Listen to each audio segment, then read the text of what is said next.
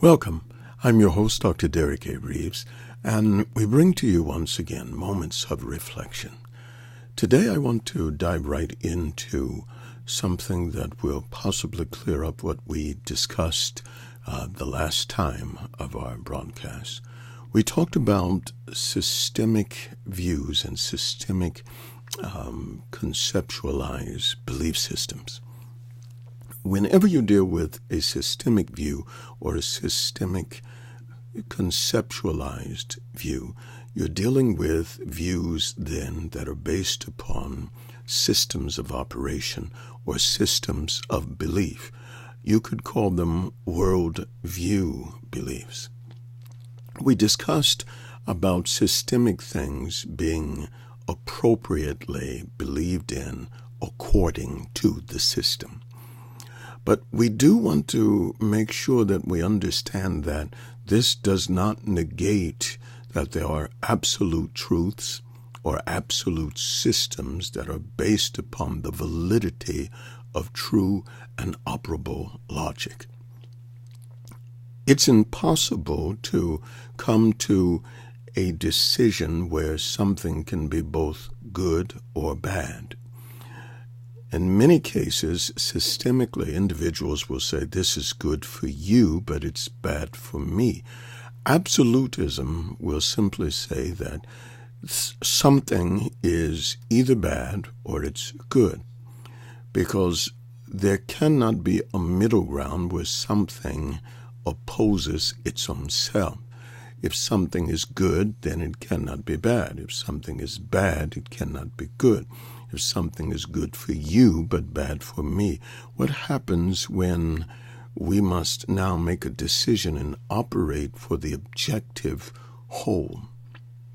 Whenever there's something that is not quite good, not quite bad, or it is circumstantially bad or good, when you put all of these worldviews together and try to operate them and try to have a consistency within a social setting, that system is going to cause that socialized system to begin to break down.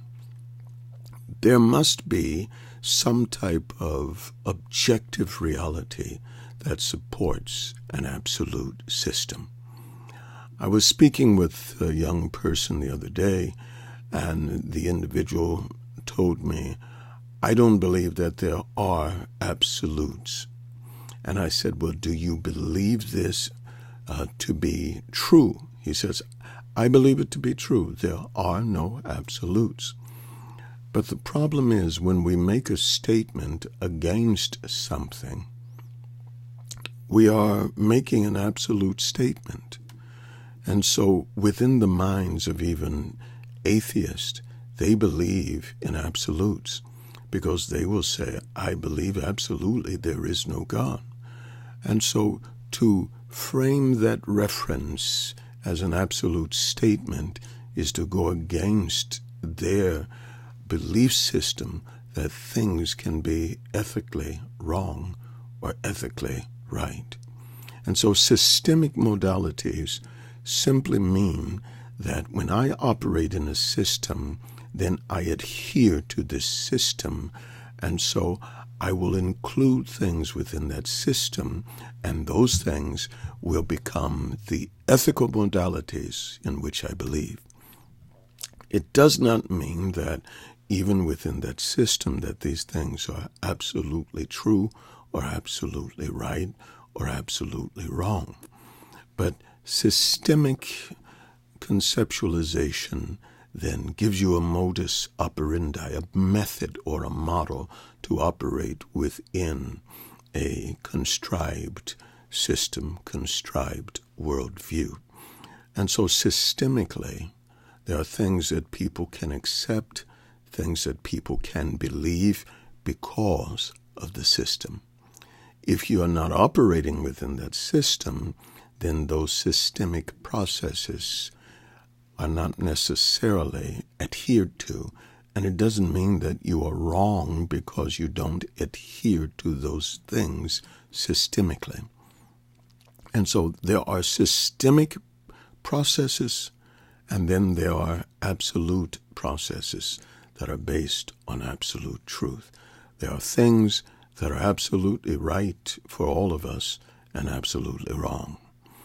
I don't believe that anyone would say that murder is right in any case, the taking of a helpless life simply because you devalue life.